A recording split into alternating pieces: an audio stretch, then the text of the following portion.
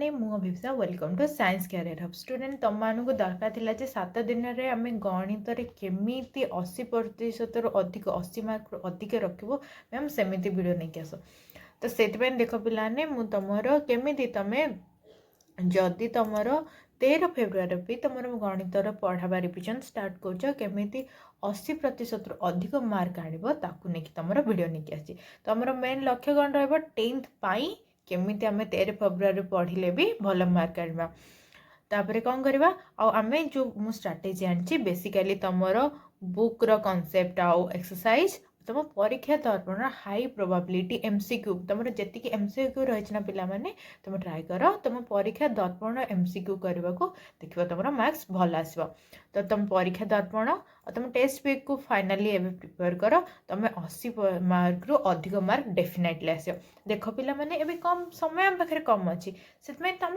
कम पढ़ ठीक अच्छे किसी असुविधा नहीं तुम कम पढ़ कि से पढ़ जोटा ठीक एमती आजु बाजू पढ़ कि समय बिल्कुल भी नष्ट करनी एबे कम समय अच्छी से पढ़ जोटा बिल्कुल ठीक कम पढ़ किंतु सठिक पढ़ ठीक अच्छे तो आमर बोर्ड परीक्षार गोपनीय नियमावली सब कौन रही देख देख पिला माने आम बोर्ड रे हमको स्टेप मार्क मिले माने तुमर कॉन्सेप्ट ईच मार्क रे तुमर फाइनल आंसर पछे भूल थाओ तुम जदि फॉर्मूला ठीक से लिखिछ और से वैल्यू ठीक से पुट कर तुमर आंसर पछे भूल आसु तुमको मार्क डेफिनेटली मिल तुम स्टेप मार्क रे उत्तर भूल हेले मध्य ठीक मार्क फॉर्मूला और से फॉर्मूला रे ठीक वैल्यू पकाइबा तुमको डेफिनेटली मार्क मिल माने जदि हड़बड़ रे तुम आंसर भूल पे जाउछि ताहाले तुम आंसर जीरो होबनी किछि मार्क तुमको डेफिनेटली मिल सेमिति कौन हो तुम कौन कर ना पिला माने तुमर जो पेपर रही तार राइट हैंड साइड रे एमती रफ वर्क लेखिकी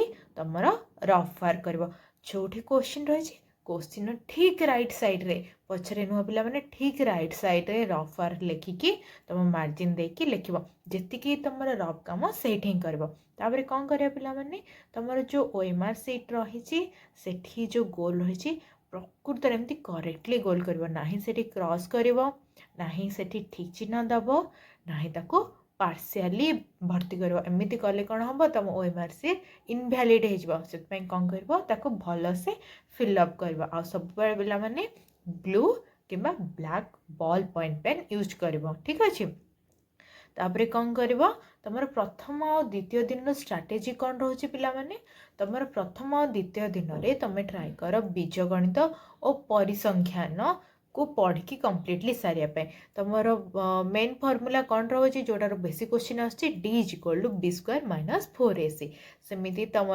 एपी रम्रे तुम SN equal to n/2 whole bracket into 2n plus n minus 1 into D तुम मोस्ट इंपोर्टाट फर्मूला भितर ये दुटा मोस्ट इंपोर्टाट फर्मूला आछे तुम मुख्य प्रसंग पा कीवर्ड कौन रोचे सरल सह समीकरण संपूर्ण शर्त होची a/a1 is not equal to b1/b2 ये जो टेबल देछि ताको भल से प्रैक्टिस करि नब ता सहित द्विघाती समीकरण जो रही प्रभेदक मूलद्वयर स्वरूप यहाँ को भल से देखि नब ता सहित समांतर प्रगति माने एपी रे TN SN सूत्र केमी बाहर कर भी तुम कौन कर भल से करनब तापर संभाव्यता जमी मुद्रा कॉइन आउ लुडो गोटी को टॉस करवा ए सब को तुम कौन कर भल से देखी नब करनब प्रैक्टिस प्रथम जो दिने दी दिन रे ए सबूर जी क्वेश्चन तुम टेक्स्ट बुक रही प्रश्नावली तुम परीक्षा दर्पण रे रही से सब क्वेश्चन करनब तापर परिसंख्यान कौन कर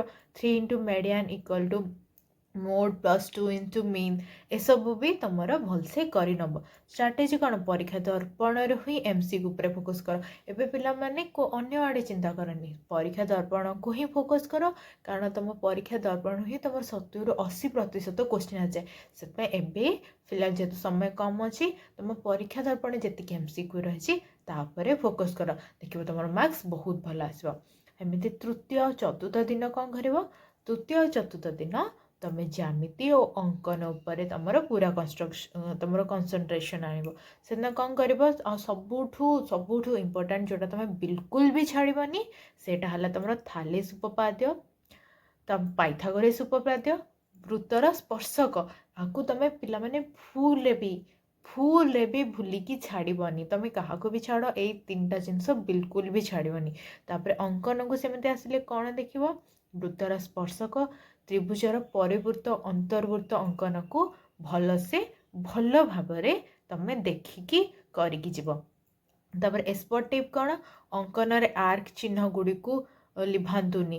ଆଉ ମାନେ ତମେ ଏମିତି ଯେଉଁ କ୍ରସ୍ କରୁଛେ ଆମେ ସେ କମ୍ପାସରେ, ସେ ଆର୍କ ଚିହ୍ନକୁ ଭୁଲସେ ବି ଲିଭାନ୍ତୁନି, କାରଣ ସିଏ ହିଁ ଆମକୁ ଦର୍ଶେଇବ କେଉଁଠୁ ଆମକୁ ସେ ପଏଣ୍ଟ ମିଳିଲା, ଆଉ ସେ ପଏଣ୍ଟରେ ଆମେ କେମିତି ଛନ୍ଦ କରିଛେ, କେମିତି ତାକୁ ଜଏନ୍ କରିଛେ। ପିଲାମାନେ ସବୁବେଳେ ସେମିତି ସ୍କେଲ୍ ୟୁଜ୍ କରିବ ଯେଉଁଥିରେ ପଏଣ୍ଟ ଗୁଡ଼ାକ ଆମକୁ କ୍ଲିଅରରେ ଦେଖାଯାଉଥିବ।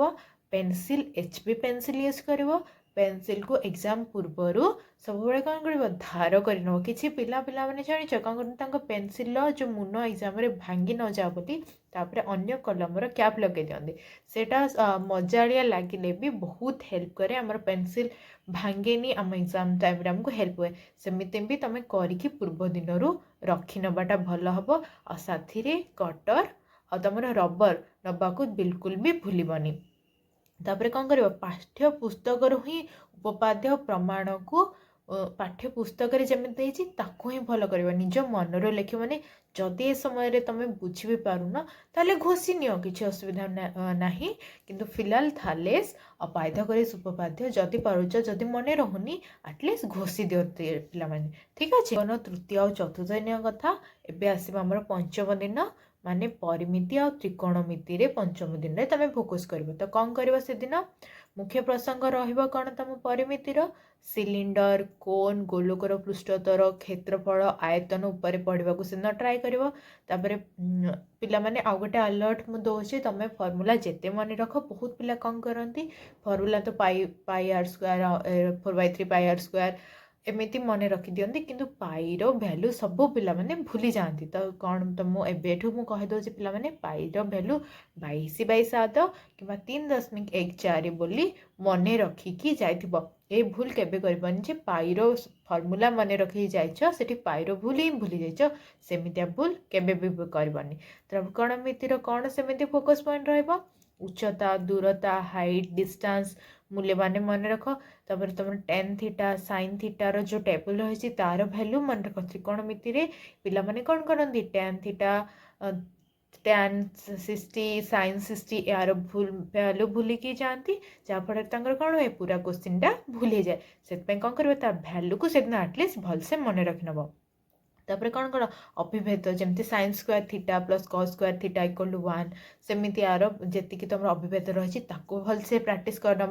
ଅତି କମରେ ଥରେ ଦୁଇଥର ଲେଖିନେବ, ଦେଖିବ ତୁମର ହେଇଯିବ। ତାପରେ କ'ଣ କରିବ? ଆଙ୍ଗେଲ୍ ଅଫ୍ ଏଲିଭେସନ୍, କୌଣସି ଉନ୍ନତି କେମିତି ଡିକ୍ଲିନେସନ୍ ହେଉଛି ତାକୁ ବି ଦେଖିନେବ।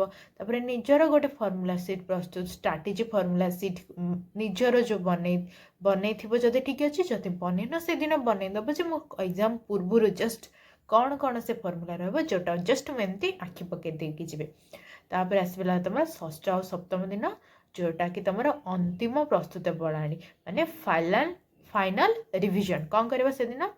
ସେଦିନ ତୁମେ ଆଉ ବେଶୀ କିଛି ପରିଶ୍ରମ କରିବନି, ସିର୍ଫ ତୁମର PYQ ମାନେ ଗତ ବର୍ଷର ପ୍ରଶ୍ନପତ୍ର ଦେଖିବ।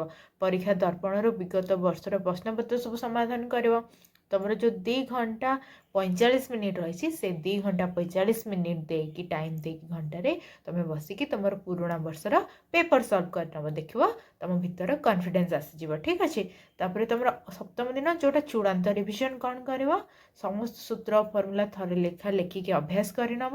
ତା ସହିତ OMR ସେଇଟା ବୃତ୍ତ କଳା କରିବା ଅଭ୍ୟାସ କରିନେବ। କାରଣ ବେଳେବେଳେ କ'ଣ ହୁଏ? ହଡ଼ବଡ଼ରେ ଆମେ ବୃତ୍ତରୁ ବାହାରକୁ ଯେତେବେଳେ ଇଞ୍ଚ ଚାଲିଯାଏ ଆମର ମାର୍କ ଡିଡକ୍ଟ ହେଇଯାଏ। କିଛି ନୂଆ ପଢ଼ିବନି ପିଲାମାନେ, ଆଉ ଯେତେ ସମ୍ଭବ ଟ୍ରାଏ କରିବ ତୁମର ମାନସିକ ଷ୍ଟେବିଲିଟି ଆଣିବ। ସାଙ୍ଗ ସହିତ କଥା ହେବନି, ଦରକାର ପଡ଼ିଲେ ସ୍ଲୋ ଶବ୍ଦର ମ୍ୟୁଜିକ୍ ଶୁଣିଦେବ। ବେଳେବେଳେ ଷ୍ଟଡି ମ୍ୟୁଜିକ୍, ଫୋକସ୍ ମ୍ୟୁଜିକ୍ ବି ଆସେ। ମୁଁ ପର୍ସନାଲି ପିଲାମାନେ ମୁଁ ତାକୁ ବହୁତ ପ୍ରିଫର୍ କରେ। ତାକୁ ତୁମେ ପ୍ରିଫର୍ କରିପାରିବ, ଶୁଣିପାରିବ। ସେଥିରେ ଆମର କ'ଣ ହୁଏ? କନସେନ୍ଟ୍ରେସନ୍ ଆସେ, ଆମ ମାନସିକ ଶାନ୍ତି ଆସେ। ଆମ ମ୍ୟାଥ୍ରେ ଯେତେ ଆମ ମାନସିକ ସ୍ଥିରତା ଆସିବ ନା ପିଲାମାନେ, ଆମେ ପରୀକ୍ଷାରେ ସେତେ ଭଲ ମାର୍କ ଆଣିବା। ଆଉ ଯଦି ବା ମ୍ୟାଥ୍ରେ ତୁମେ ବେଶୀ ପ୍ୟାନିକ୍ ଆସୁଛି, ଯେତେବେଳେ ତୁମେ ବେଶୀ ପ୍ୟାନିକ୍ ଆସୁଛି ସେତେବେଳେ ପିଲାମାନେ କ'ଣ କର? ଟିକେ ପାଣି ପିଇନିଅ, ଦେଖିବ ତୁମର जो स्ट्रेस लेवल टिके डाउन हम आ तुम पुणी पढ़ी पार। देख पिलाने तुम जिते परिश्रम कर जहाँ कर तुम जदि निज उपर भरसा नहीं ना आम परीक्षा बहुत खराब हो जाए से सब निज उपरे निज परिश्रम उपर भरसा रख एत दिन है आम पढ़िले आमर कौन परीक्षा भल हम जब आमर परीक्षा भल हम कହାର परीक्षा भल हम आदि पेपर टॉप आसला तो समस्त आसी टॉपर भी से टॉप आम जो मैंने पढ़ने तापाई भी खराब आदि खराब हो समस्त हम जदि समस्त खराब हो माने कौन ताले जी तुम परिश्रम कर भैल्यू तुम निश्चित मिल पाने बिल्कुल भी डरनी।